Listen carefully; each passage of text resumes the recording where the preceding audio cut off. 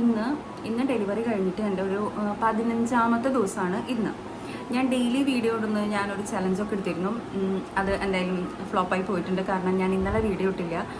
കാരണം വേറെ ഒന്നുമല്ല, നമുക്കിപ്പോൾ ഈ ഒരു സ്റ്റേജ് ആണല്ലോ, എനിക്കറിയാം നമുക്ക് മൂഡ് സ്വിങ്സും കാര്യങ്ങളൊക്കെ ഉണ്ടാവുമെന്ന് നന്നായിട്ട് അറിയണം. നന്നായി എക്സ്പീരിയൻസ് ഉള്ള ഒരാളാണ് ഞാൻ. പക്ഷെ എന്നാലും ചില സമയത്ത് നമുക്ക് നമ്മുടെ കയ്യിൽ നിന്ന് പോകും. അങ്ങനത്തെ ഒരു ദിവസമായിരുന്നു ഇന്നലെ. അപ്പോൾ ഇന്നത്തെ ഒരു വീഡിയോ എന്ന് പറയുന്നത് എൻ്റെ സ്കിൻ കെയർ വീഡിയോ ആണ്. അതായത് പോസ്റ്റ്പാർട്ടം സ്കിൻ കെയർ ആണ്. പൊതുവെ ഞാൻ അങ്ങനെ സ്കിൻ കെയർ ഒന്നും ചെയ്യുന്ന ഒരാളേ അല്ല. അത്യാവശ്യം സൺസ്ക്രീനും അങ്ങനത്തെ ക്രീംസൊക്കെ യൂസ് ചെയ്യും. അല്ലാണ്ട് അങ്ങനെ ഡെയിലി റെഗുലറായിട്ട് morning skin care, morning routine, night skin care, night routine അങ്ങനത്തെ ഒരു സംഭവം എനിക്കില്ല.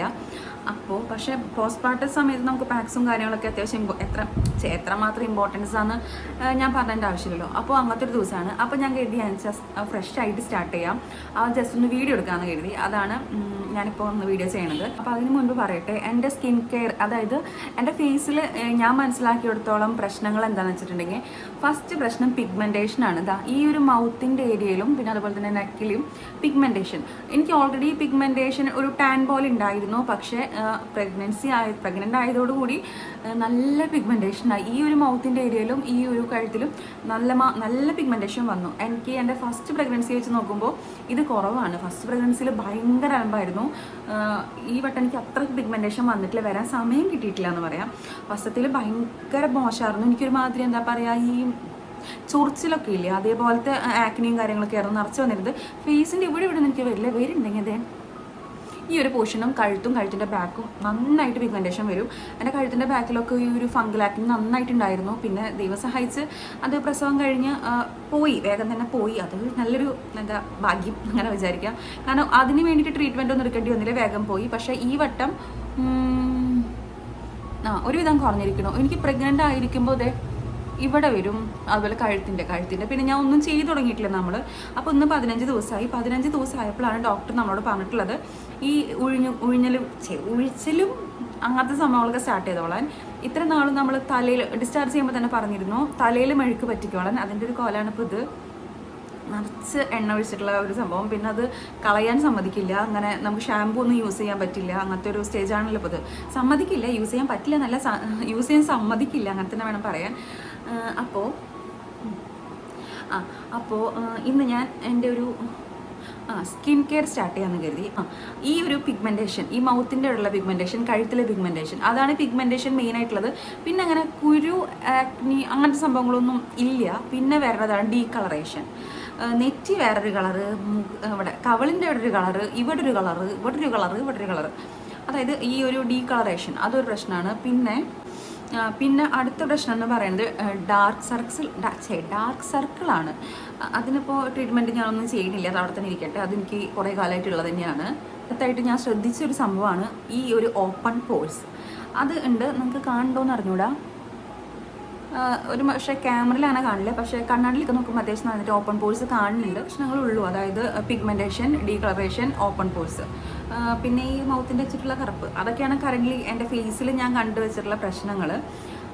പിന്നെ ഒരു 50% അത് പ്രഗ്നൻസി റിലേറ്റഡ് ആണ്. 50% ഈ ഒരു ഓപ്പൺ പോഴ്സും ഡാർക്ക് സർക്കിളും ഒക്കെ മുൻപ് ഉണ്ടായിരുന്നതാണ്. അപ്പോൾ അതിന് വേണ്ടി പ്രത്യേകിച്ചൊന്നും ചെയ്യണില്ല.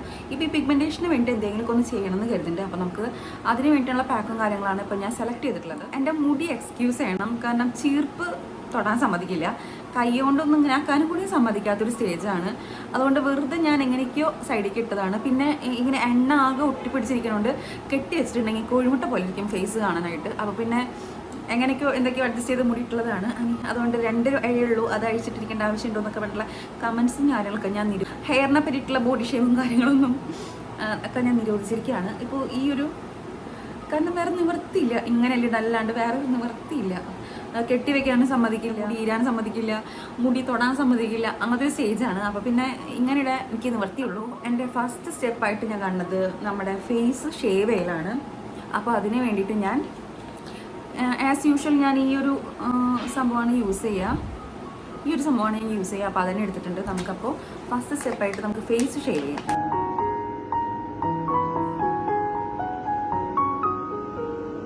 അപ്പോൾ ഫേസ് ഷേവ് ചെയ്യണതിനെ പറ്റി പറയാന്ന് വെച്ചിട്ടുണ്ടെങ്കിൽ ഞാനൊരു ഡിഗ്രി കഴിഞ്ഞപ്പോൾ തൊട്ട്, അതായത് ഒരു ഓൾമോസ്റ്റ് ഒരു 4 years ആയിട്ട് ഞാൻ ഫേസ് ഷേവ് ചെയ്യുന്നുണ്ട്. അതും ഞാൻ ഈ ഒരു ഫേസ് റേസർ വെച്ചിട്ടാണ് ഫേസ് ഷേവ് ചെയ്യുന്നത്. എനിക്കങ്ങനെ ഒരുപാട് പേരെ കൺസേൺ ആണ് ഈ ഓവർ ഗ്രോത്ത് വരുമോ അങ്ങനത്തെ കാര്യങ്ങളൊക്കെ. പക്ഷേ എനിക്ക് അതുവരെ അങ്ങനെയൊന്നും ഉണ്ടായിട്ടില്ല കേട്ടോ. ഞാൻ മന്ത്ലി ട്വൈസ് ഞാൻ ഷേവ് ചെയ്ത് കൊടുക്കും ഫേസ്. ഇപ്പോൾ ഞാൻ കുറച്ചായി ഫേസ് ഷേവ് ചെയ്തിട്ട്, ആക്ച്വലി ഒരു 1 month മോർ ആയിട്ടുണ്ട്. ഓവർ ഗ്രോത്ത് ഒന്നുമില്ല, 1 month മോർ ആയിട്ടുണ്ട് ഞാൻ ഫേസ് ഷേവ് ചെയ്തിട്ട്. പിന്നെ ഇപ്പോൾ ഞാൻ സ്കിൻ കെയർ സ്റ്റാർട്ട് ചെയ്യുന്നതുകൊണ്ടാണ് ഞാൻ ഫേസ് ഷേവ് ചെയ്യണത്. അപ്പോൾ നമുക്ക് ഫേസ് ഷേവ് ചെയ്യാം.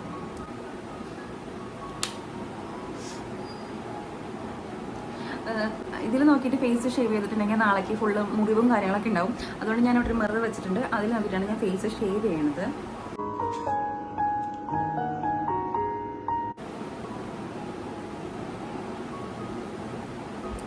ഓക്കെ, ഞാൻ നന്നായിട്ട് മുഖത്തത് തേച്ച് കൊടുത്തിട്ടുണ്ട്. ഇനി നമുക്ക് ഫേസ് നമുക്കൊന്ന് ഷേവ് ചെയ്തെടുക്കാം.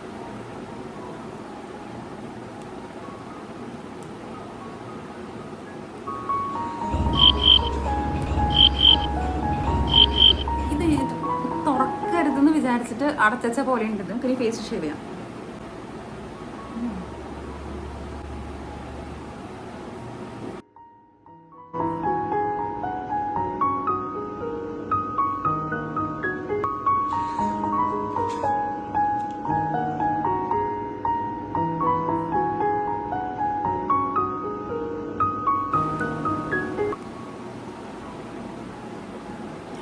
പിരുകൻ ഞാൻ എടുക്കണില്ല, കാരണം അല്ലെങ്കിലേ ഒരു ഷേപ്പില്ലാത്ത ഒരു ചെറിയൊരു കഷ്ണ പിരുക എനിക്ക് കിട്ടിയിട്ടുള്ളത്. അത് ഞാനായിട്ട് കളിച്ച് കളയണില്ല, അതുകൊണ്ട് അതവിടെ ഇരുന്നോട്ടെ.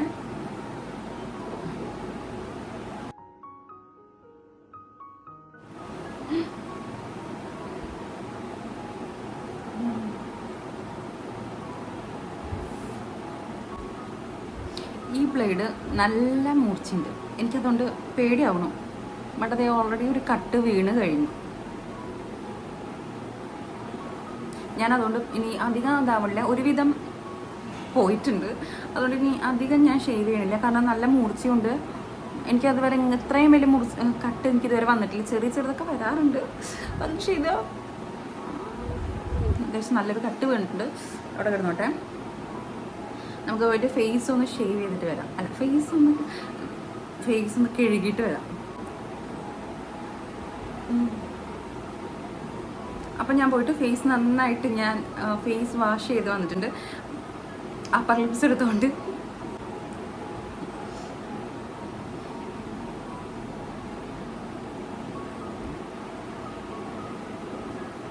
എൻ്റെ മുഖത്തൊരു ചെറിയൊരു ചേഞ്ച് വന്നിട്ടില്ലേ, അതാണ് ഫേസ് ഷേവിങ്ങിൻ്റെ ഒരു ഇത്. ഇനി അടുത്തതെന്ന് പറയുന്നത് ഒരു ഹോം മെയ്ഡ് ഫേസ് മാസ്ക് ആണ്. അതായത് കണ്ടോ, ഇത് ഞാൻ യൂസ് ചെയ്തിട്ടുള്ളത് ഈ ഒരു അരിപ്പൊടിയും അതുപോലെ തന്നെ ഫ്ലാക്സ് സീഡും വെച്ചിട്ടാണ് ഞാൻ ഈ ഒരു മാസ്ക് ഉണ്ടാക്കിയിട്ടുള്ളത്.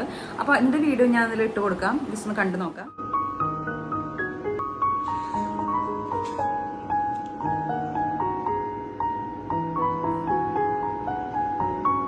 അതുപോലെ തന്നെ എനിക്കൊരു കാര്യം പറയാനുള്ളതെന്ന് വെച്ചിട്ടുണ്ടെങ്കിലേ, എന്നോട് ഞാൻ ഡെലിവറിയുടെ വീഡിയോ ഞാൻ ഇട്ടിരുന്നല്ലോ, അപ്പോൾ അതിൽ ഇതിൻ്റെ മുഖത്ത് പിടിക്കാത്ത അപ്പോൾ അതിലൊരു കുറേ പേർക്ക് ഡൗട്ട് ഉണ്ടായിരുന്നു, ഏത് ടൈപ്പ് ട്വിൻസ് ആണ്, അതുപോലെ തന്നെ ബേബീസിൻ്റെ വെയിറ്റ് എത്രയാണെന്നുള്ളതൊക്കെ. എനിക്ക് DCD, അതായത് നോൺ ഐഡൻറ്റിക്കൽ ആയിരുന്നു ട്വിൻസ്.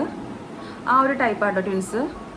ഇത് സംഭവം എന്താ വെച്ചാൽ, ഇത് ഞാൻ ഉണ്ടാക്കി വെച്ചിട്ട് കുറച്ച് നേരമായി, അതുകൊണ്ട് ഭയങ്കര കട്ട പിടിച്ചു. പക്ഷെ അതൊന്നും പ്രശ്നമില്ല കേട്ടോ, നമുക്ക് ഫേസിൽ അപ്ലൈ ചെയ്ത് കൊടുത്താൽ മതി. അതിൻ്റേതായ ആ പരിപാടികളൊക്കെ അത് നിർത്തിക്കോളും. ഫേസിൽ നന്നായിട്ട് അപ്ലൈ ചെയ്യാം. പക്ഷെ ഇത് ഇരിക്കണില്ല മുഖത്ത്. ഞാൻ എവിടെ പരിപാടി അവതരിച്ചാലും ഇത് തന്നെയാണ് എൻ്റെ അവസ്ഥ.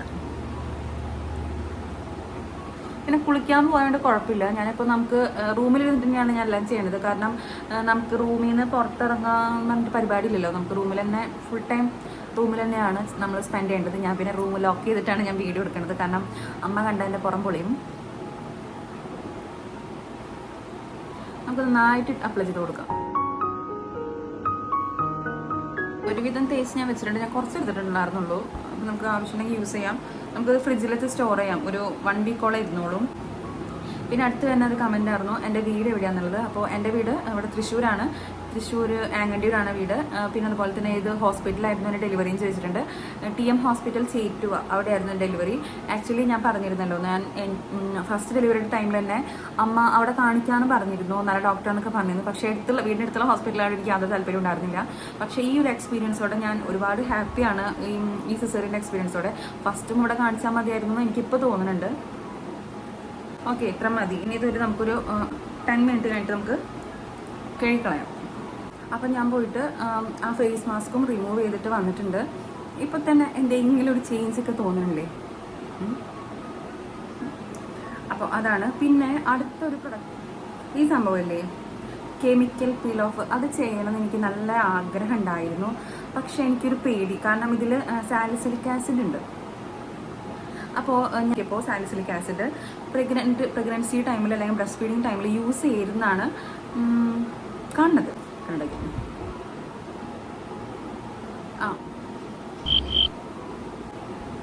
അപ്പോൾ പിന്നെ എനിക്കിത് യൂസ് ചെയ്യാൻ ചെറിയൊരു പേടിയായതുകൊണ്ട് ഞാനിത് മാറ്റി വയ്ക്കുകയാണ്. പിന്നെ അടുത്തെന്ന് പറയുന്നത് എൻ്റെ പോസ്റ്റ്പാർട്ടം ടൈമിൽ ഞാൻ യൂസ് ചെയ്യാൻ വെച്ചുള്ള ഒരു പാക്കാണ്, അതായത് സുവർണ ഫേസ് പാക്ക്.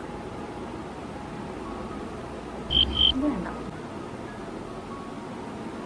ഗ്രാം പേജിൽ നിന്ന് വാങ്ങിയതാണ്. ഈ ഒരു സുവർണ ഗ്ലോ ഓയിലും അതുപോലെ തന്നെ സുവർണ ഫേസ് പാക്കും.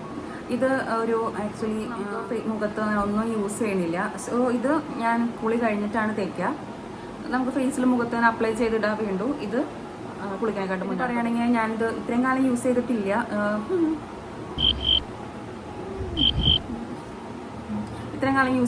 ഇപ്പോൾ ഞാൻ 15-15 ദിവസമായപ്പോഴാണ് ഞാൻ ഈ ഒരു പാക്ക് യൂസ് ചെയ്യാൻ പോണത്. സോ നമുക്ക് ഈ ഒരു പാക്ക് യൂസ് ആയിട്ടുണ്ട്. നമുക്കൊരു ഫേസിൽ അപ്ലൈ ചെയ്ത് കൊടുക്കാം.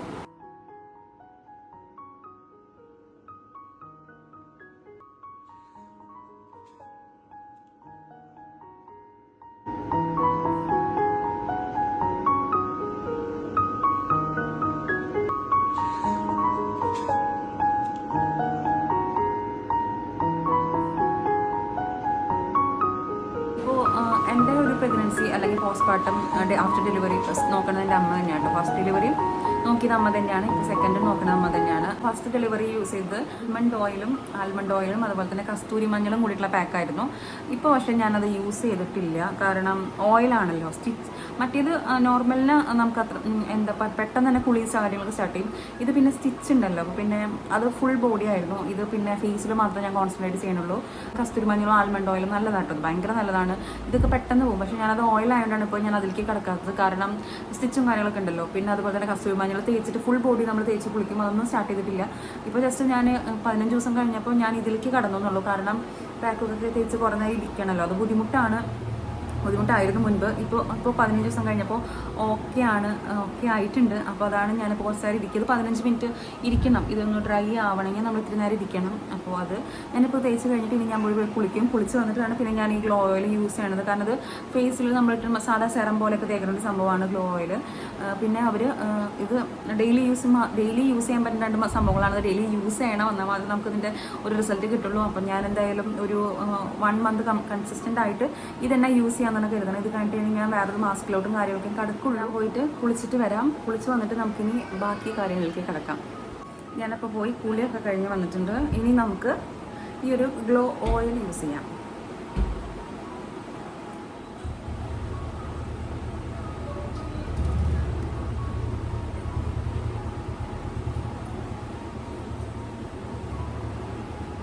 ഇതിന് എന്താ പറയുക, ഒരു പലഹാരങ്ങളുടെ ഒക്കെ മണം. അമ്മ വന്ന റൂമിക്ക്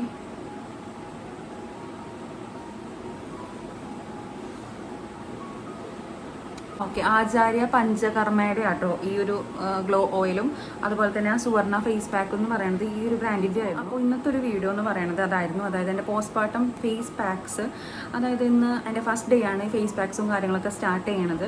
അപ്പോൾ ജസ്റ്റ് അതൊന്ന് ഷെയർ ചെയ്താണ് ഞാൻ എന്തൊക്കെയാണ് ചെയ്യണമെന്നുള്ളത്. പിന്നെ ഇപ്പോൾ കുളിക്കണത് പ്രത്യേകിച്ച് വേറെ ഒന്നുമല്ല, നല്ല ചൂടുവെള്ളത്തിൽ കുളിക്കുക, അത് മാത്രമാണ് ഇപ്പോൾ ചെയ്തിട്ടുള്ളത്. വേഗം കുളിച്ച് വന്നിട്ടാണ് ഉടനെ ഞാൻ ഈ ഗ്ലോ ഓയിൽ യൂസ് ചെയ്തിട്ട് ഇനി കുറച്ചേരൊക്കെ എടുക്കണം. ഉണ്ണികൾ ഓരോരുത്തരായിട്ട് എണീറ്റ് വരുന്നുണ്ട്. അപ്പോൾ ഫീഡ് ചെയ്തിട്ട് ജസ്റ്റ് ഒന്ന് എടുക്കണം, കുറച്ച് നേരം റെസ്റ്റ് എടുക്കണം. കുറച്ച് നേരമല്ല, ഇനി ഫുൾ റെസ്റ്റ് എടുക്കൽ തന്നെയാണ്. അപ്പോൾ ഇന്നത്തെ ഒരു വീഡിയോ എന്ന് പറയുന്നത് ഇത്രയേ ഉള്ളൂ. അപ്പോൾ വീഡിയോ ഇഷ്ടപ്പെട്ടാൽ എല്ലാവരും ലൈക്ക് ചെയ്യണം, കൂടുതൽ വീഡിയോസിനായിട്ട് സബ്സ്ക്രൈബ് ചെയ്യണം. അപ്പോൾ വേറെ വീഡിയോ ആയിട്ട് കാണാം. അതുവരെ എല്ലാവർക്കും ബൈ.